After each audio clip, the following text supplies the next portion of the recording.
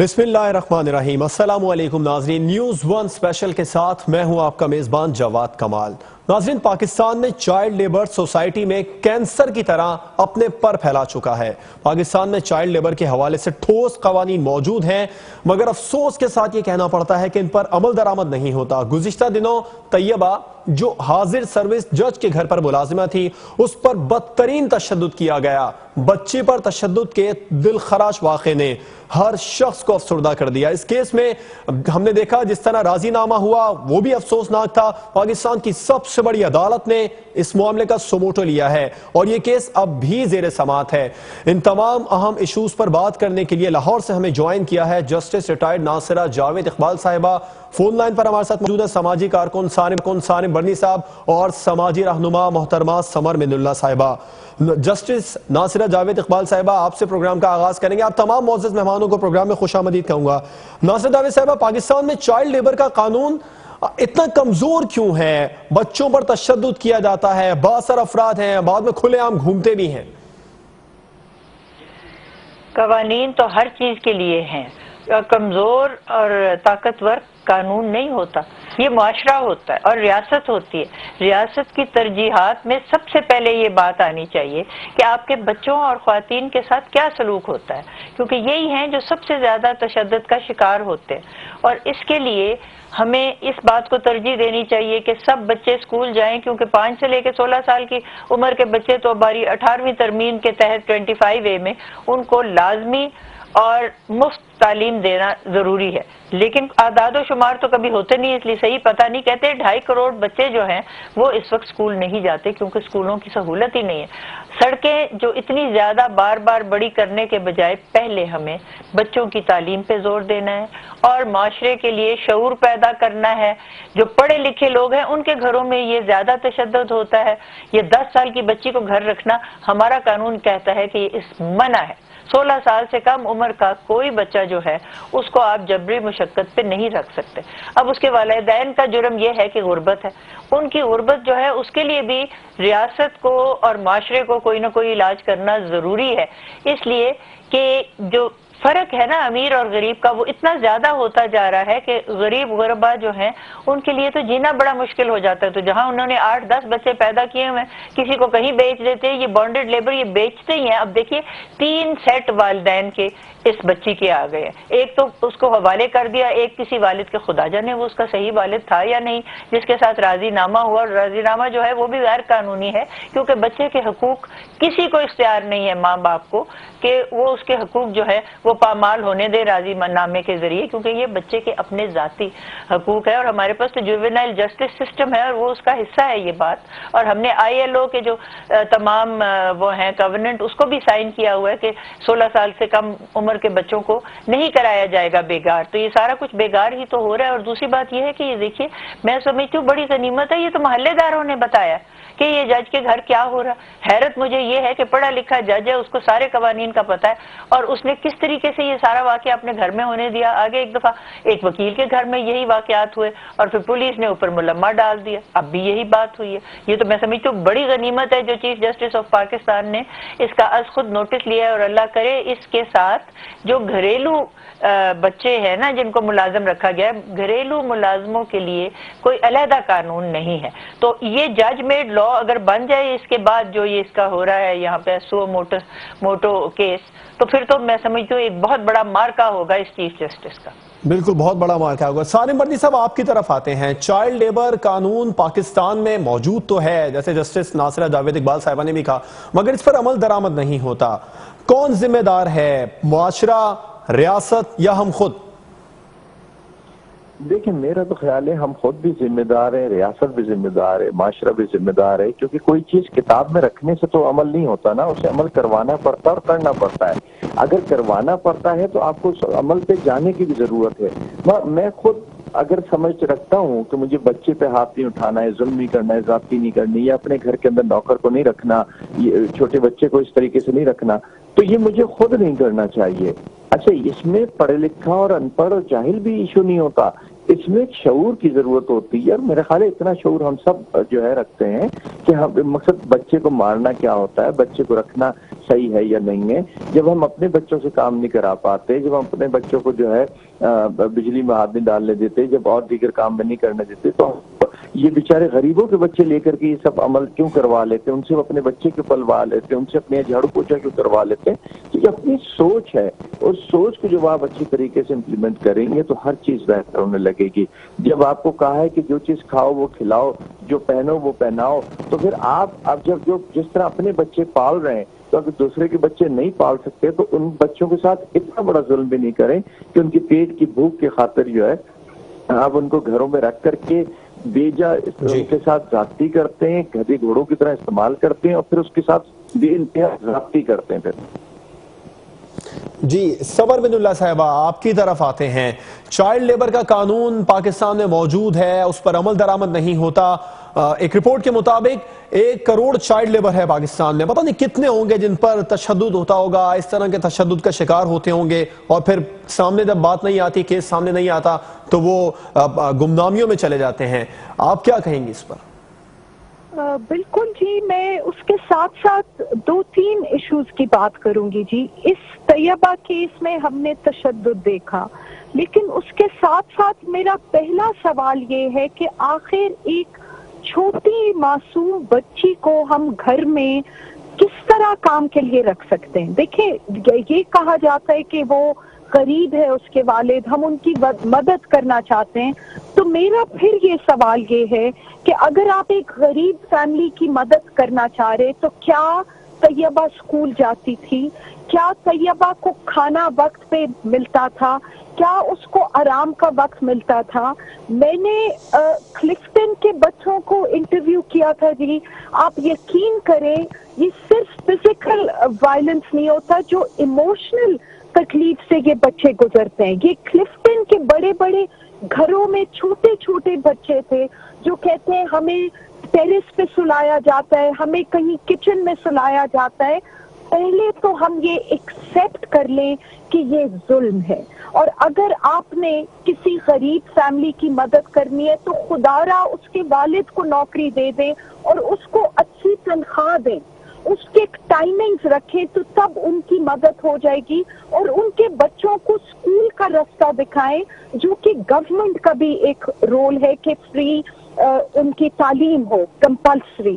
اس کے ساتھ ساتھ میں اپنی سوسائٹی, اپنے ہم لوگوں سے پوچھنا چاہتی ہوں, کیا ہم لوگ نہیں دیکھتے کہ شادیوں میں چھوٹی چھوٹی بچیاں گود میں لوگوں کے بچوں کو اٹھا کے کونے میں کھڑی ہوتی ہیں, ان کو کھانا سب سے اینڈ میں ملتا ہے. ریسٹورینٹس میں ان بچوں کو کھانے نہیں دیا جاتا, ان کو الگ ایک کرسی پہ بٹھا دیا جاتا ہے. ہم لوگ خود کیوں نہیں سوال کرتے ان لوگوں سے, اپنے رشتہ داروں سے, اپنے جاننے والوں سے, کہ آپ ایک چھوٹے بچے پہ کس طرح ظلم کر سکتے ہیں؟ اور اس کے ساتھ ساتھ جی جو سپریم کورٹ نے یہ پورا سٹیپ لیا ہے, میں ان کو خاص طور پہ کنگریچولیٹ کرتی ہوں. یہ میسج دے دینا کہ طیبہ کا اسٹیٹ والی ہے یا طیبہ کی آواز سپریم کورٹ نے سن لی ہے, یہ خود ایک بہت بڑا میسج ہے. اور جہاں تک قوانین کی بات ہے تو بہت عرصے سے یہ کہا جا رہا ہے کہ اگر چائلڈ ڈومیسٹک لیبر کو ہیزرڈس آکیوپیشنز کی لسٹ میں ڈالا جائے تو وہ بھی ایک بہت زیادہ اہم سٹیپ ہوگا. تو میرا تو یہی کہنا ہے جی کہ یہ کسی ایک ادارے یا کسی ایک فرد کا رول نہیں ہے, یہ ہم ہر ایک انسان. بالکل, بہت اچھا پوائنٹ اٹھایا آپ نے سمر من اللہ صاحبہ. ناصرہ جاوید صاحبہ, سمر من اللہ صاحبہ نے شروع میں ہی کہا کہ ہم تعلیم دے کر تو مدد نہیں کرنا چاہتے, فائنینشلی طور پر تو مدد نہیں کرنا چاہتے, مگر نوکری دے کر مدد کرنے کو اپنا فریضہ سمجھتے ہیں. تو یہ شعور اجاگر کون کرے گا؟ دیکھیے, سب سے پہلے تو یہ میں سمر من اللہ سے بالکل اتفاق کرتی ہوں کہ گھریلو ملازمین جو بچے ہیں ان کے لیے علیحدہ قانون نہیں ہے, اور میں نے تو پہلے یہ دعا کی کہ اللہ کرے یہ سپریم کورٹ کا یہ جج میڈ لا آ جائے. لیکن یہ بات انہوں نے صحیح کہی کہ ہیزرڈس آکیوپیشنز میں ڈال دیا جائے گھریلو ملازمت بچوں کی, تاکہ وہ اس طرف جا ہی نہ سکے. اور مانیٹرنگ کے لیے میں سب سے پہلی بات یہ کرتی ہوں کہ بلدیاتی نظام جو ہے نا, یہ گراس روٹ لیول پہ ہر ایک گھر کے اوپر ان کی واچ ہوتی ہے, اور یہاں پہ انصاف کی فراہمی بھی ہوتی ہے.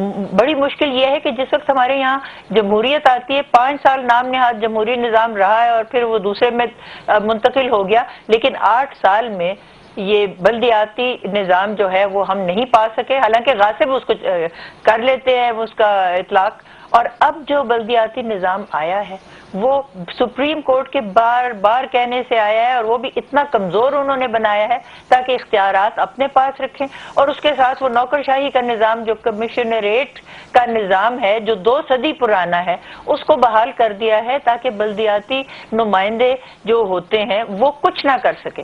ان کا یہ کام ہے کہ گھر گھر میں ان کو پتا ہوتا ہے، 5000 کا ایک وارڈ ہوتا ہے، ہر گھر کے ان کو پتا ہوتا ہے کہ کیا ہو رہا ہے. اور میں نے اس کو مشاہدہ کیا ہے کہ بہت اچھا کام بلدیاتی نمائندے کرتے ہیں، کیونکہ چھوٹے سے لوگوں کا ان کو ووٹ ہوتا ہے، ان کو پتا ہوتا ہے کہ ہم نے یہ کرنا چاہیے. باقی یہ بات بھی سمر کی بھی ٹھیک ہے کہ ہر گھر میں خود یہ لوگوں کو شعور ہونا چاہیے کہ ہم نے بچوں کے ساتھ بدسلوکی نہیں کرنی، بچوں کو ملازم نہیں رکھنا. اور جیسے انہوں نے فرمایا کہ اس کے ماں یا باپ کو رکھیں تاکہ ماں باپ کچھ کمائیں اور بچوں کے وہ خیال رکھیں، بجائے اس کے کہ بچوں کو وہاں دھکیل دیں اور وہ نہ تعلیم حاصل کر سکیں. اور ذہنی ان کا جو ہے، اس بچی کو تو ذہنی میں سمجھتی ہوں اس کا معائنہ ہونا ضروری ہے اور اس کو ری ہیب کرنا ضروری ہے. لیکن جس وہ میجسٹریٹ نے اس کو پکڑا دیا ایک آدمی کو جو کہتا ہے کہ میں اس کا باپ ہوں، 3 تو لوگ اس کے والدین بن گئے. اب کس کے پاس ہے؟ یہ غائب ہو گئی ہے، اس لیے کہ سب کو پتا ہے کہ یہ سو موٹو نوٹس لیا ہے سپریم کورٹ نے. کب ملے گی، کیسے ملے گی؟ اور جو والدین کہتے ہیں کہ ہم نے ڈی این اے ٹیسٹ کرانا ہے، ہم اس کے والدین ہیں، وہ کس طرح کے والدین ہیں؟ ان کو پتہ ہی نہیں 10 سال سے کہ پیدا کی بچی اور وہ کہاں گئی، کس کے پاس تھی، کون اس کو کیا کر رہا ہے. بالکل والدین کی بڑی ذمہ داری بنتی ہے. جسٹس ریٹائرڈ ناصرہ جاوید اقبال صاحبہ، سمر بن اللہ صاحبہ، سارم برنی صاحب ہمارے ساتھ موجود ہیں. ایک بریک کے پر جائیں گے اور بریک کے بعد ہم بات کریں پاکستان میں والدین جو ہیں وہ کس حد تک ذمہ دار ہیں چائلڈ لیبر کے حوالے سے. اور بریک کے بعد ہمیں معروف قانون دان ماہر قانون اظہر صدیق صاحب بھی جوائن کریں گے. بریک کے بعد گفتگو کے سلسلے کو آگے بڑھائیں گے.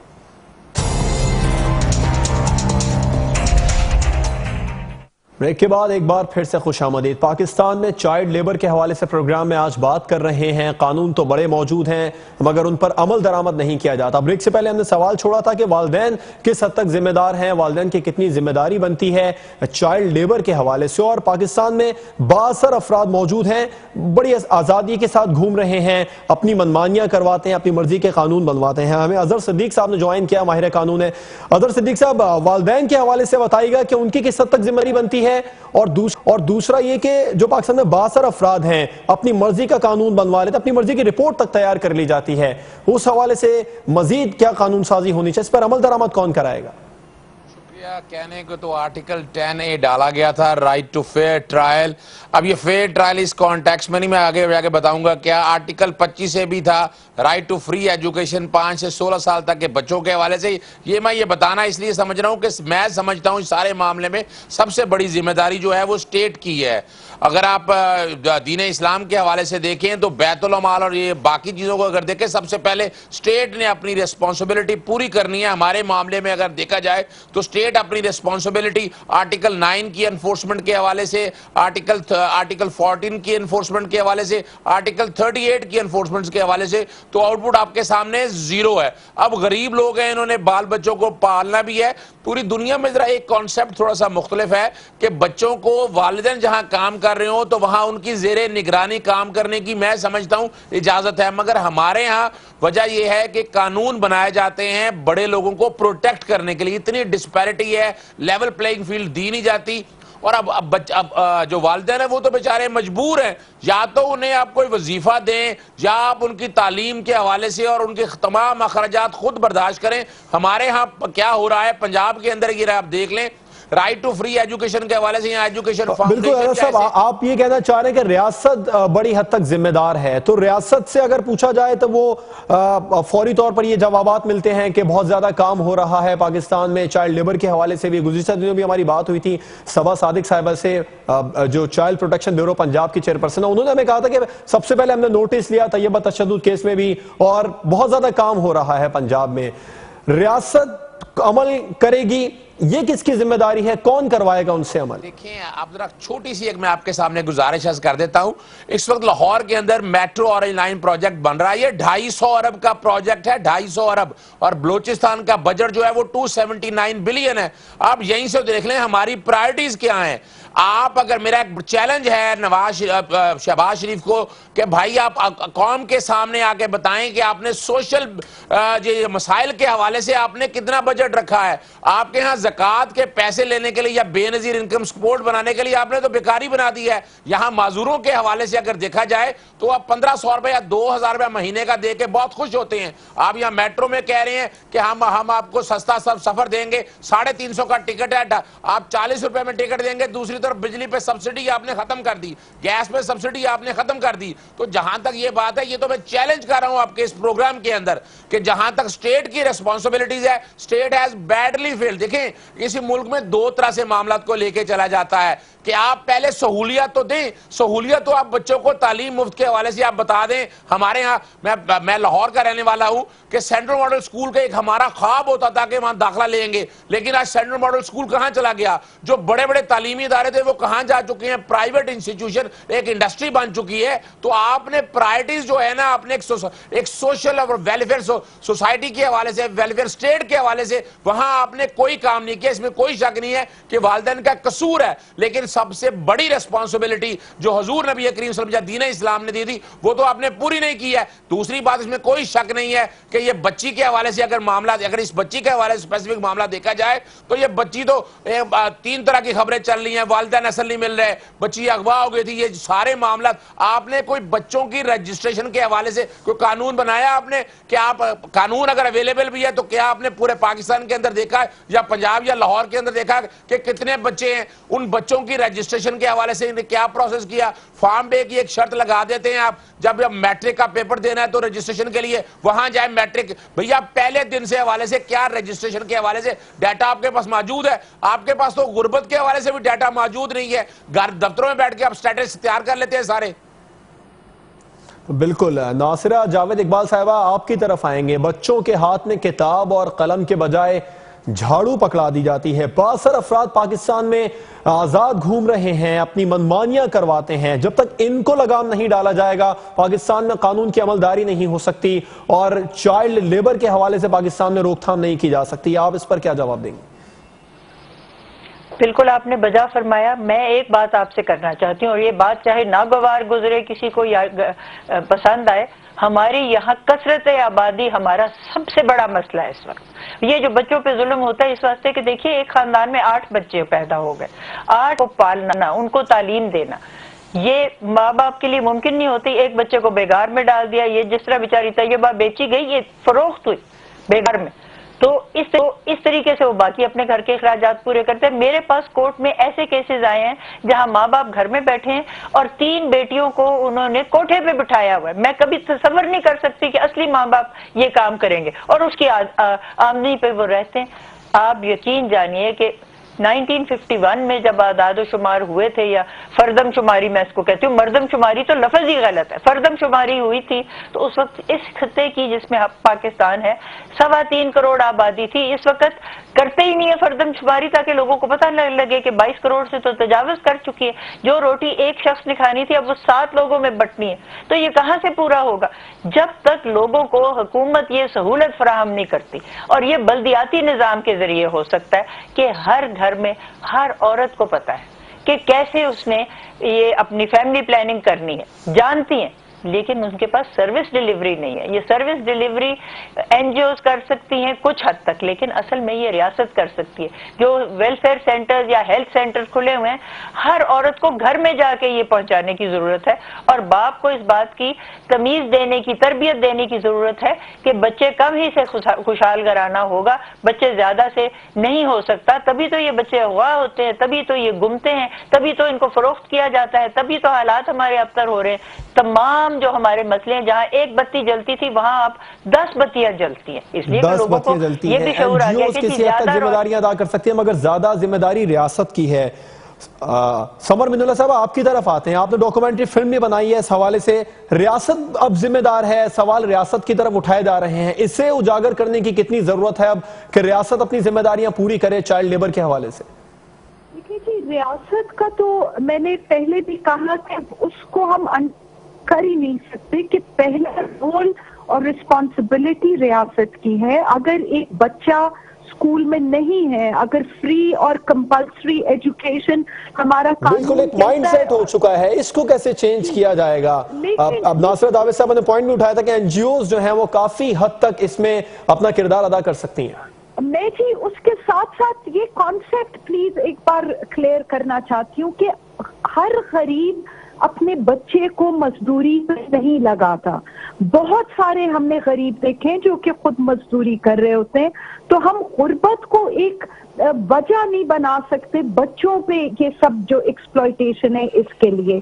और ये जैसे कि नासरा साहिबा ने कहा, कसरत जो आबादी की है ये एक बहुत बड़ा इशू है। मैंने इस तरह के वालिदैन देखे जिन्होंने 9 बच्चे मुख्तलिफ क्लिफ्टन के घरों में रखे हुए हैं और खुद वो घर पे बैठे हुए होते हैं। तो रिस्पॉन्सिबिलिटी की जो बात है जी, हमने एज ए सोसाइटी इस चीज का एक डिमांड बनाया हुआ है, क्योंकि जो एक बच्चा होता है वो आपसे तनख्वाह नहीं मांग सकता, वो वक्त की ज्यादा काम के लिए कंप्लेन नहीं कर सकता, उसको आप मारे एक्सप्लॉइट करें वो आवाज नहीं उठा सकता। ये डिमांड हमारे लोगों ने और सोसाइटी ने बनाई है, जो हम प्रेफर करते हैं छोटे बच्चों को रखना। पहले हम अपने भी रोल को तो देखें और उसको भी क्वेश्चन करें। तो जैसे मैंने आपको पहले कहा, इदारों का काम है, ऑर्गेनाइजेशंस का काम है, सबसे पहले हुकूमत का काम है। लेकिन अगर हम ये कहें कि वो गरीब हैं तो वो बच्चों को वो कर रहे हैं, आई एम सॉरी, मैं ये अग्री नहीं करती, क्योंकि इसी आर्ग्यूमेंट की वजह से बाकायदा चाइल्ड ट्रैफिकिंग के रिंग्स बने हुए हैं। ये बच्ची तैयबा भी उसी तरह के एक ग्रुप का विक्टिम थी जिन्होंने आगे इसको कहीं ट्रैफिक किया है, और अब इनके जो मेन वालिदैन है वो सामने ही नहीं आ रहे। तो हमें सबसे पहले इन प्रॉब्लम्स को इस तरह समझना चाहिए कि हम सिर्फ एक किसी को कसूरवार ना करें, बल्कि अपनी सोसाइटी पे भी रिफ्लेक्ट करने की कोशिश करें।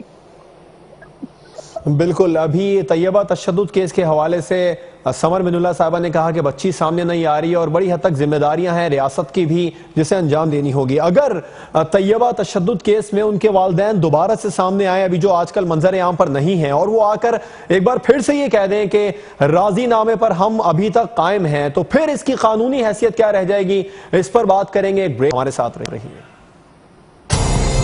ब्रेक के बाद एक बार फिर से खुशामदीद। चाइल्ड लेबर के हवाले से बात हो रही है। पाकिस्तान में बच्चों को किस हद तक तहफ़्फ़ुज़ फराहम किया जा रहा है, कितना जुल्म किया जाता है पाकिस्तान में। तैयबा तशद्दुद केस की वजह से ये मामला ज्यादा उभर कर सामने आया है। तैयबा तशद्दुद केस आजकल जुबान ज़द आम भी है। मामला जब उठा था उसके बाद जब रिपोर्ट सामने आई, तशद्दुद साबित हुआ, मगर फिर एक सुलहनामा सामने आ गया कि सुलहनामा हो गया जी वालिदैन और जज की अहलिया और उसके फैमिली के दरमियान। फिर चीफ जस्टिस ऑफ पाकिस्तान ने खुद नोटिस लिया है। हमारे साथ प्रोग्राम में मौजूद हैं जस्टिस रिटायर्ड नासिरा जावेद इकबाल साहिबा, समर मिनुल्लाह साहिबा और माहिर कानून अजहर सिद्दीक साहब। नासिरा जावेद इकबाल साहिबा, अब अगर एक बार फिर से ये वालिदैन सामने आ जाएं और आकर कहें कि हम इस सुलहनामे पर कायम हैं, जो सुलहनामा हो गया था, तो फिर खुद नोटिस की किस हद तक अहमियत रह जाती है? कानूनी हैसियत फिर क्या होगी? क्या फैसला हो सकता है? कोई कानूनी हैसियत इस राजीनामे की है ही नहीं। देखिए, बच्चे के अपने मुनफरद हकूक हैं और बच्चे के हकूक उसकी माँ भी नहीं उसके बारे में राजीनामा कर सकती। होता है ना, कई दफा माँ बाप की आपस में तनाजा होता है और वो माँ जो है उसको तलाक दे देता है बाप, और वो कहती है अच्छा बच्चे मैं ले जाती हूँ, तुम खर्चा कता कलामी की माजरत चाहूंगा। बच्ची के बयान की कितनी हैसियत रह जाएगी? बच्ची भी दबाव में आकर पहले भी बयान दे चुकी है कि उस पर किसी किस्म का कोई जुल्म नहीं हुआ, हाथ जले थे और जो चोट आंख पर आई थी वो गिरने से आई थी। اس کے بیان پہ آپ اہمیت نہیں دے سکتے. آپ 10 سال کی بچی پہ آپ ذہنی ایک ڈال کے نا پریشر، اس سے جو مرضی بیان کروا لیں. یہ بیان جو ہے یہ آزاد بیان تو نہیں ہے. اور اس کا جو حلیہ تھا، جو اس کی کمر کے، اس کے ہاتھوں کے، اس کے چہرے کے تھے، سب نظر آتے نشان، وہ اس سے ظاہر ہوتا تھا کہ اس کے اوپر تشدد ہی ہوا ہے، اور کوئی طریقہ ہی نہیں ہے کہ جس سے یہ ہو سکے. اور بعد میں یہ پتہ بھی لگ گیا کہ اس نے خود جو جا کے ایک چیمبر کے اندر اسٹیٹمنٹ دی، جو ایک خاتون تھی دل والی جس نے اس سے بیان لیا، تو اس نے بتا دیا کہ سچ کیا ہے. اور یہ راضی نامہ جو ہے اس کی کوئی اہمیت نہیں، اس کے کوئی قانونی ویلیو نہیں، کوئی وقت ہی نہیں ہے. کیونکہ یہ بچے کے حقوق جو ہیں وہ اس طرح نہیں آپ کانٹریکٹ دے سکتے. کانٹریکٹ میں تو جو دو فریقین ہیں ان کا آپس میں ہے نا، تو بچہ تو اس میں شامل ہی نہیں ہے. اس لیے اس کو چاہے وہ دوبارہ راضی نامہ کریں، چاہے 10 دفعہ کریں.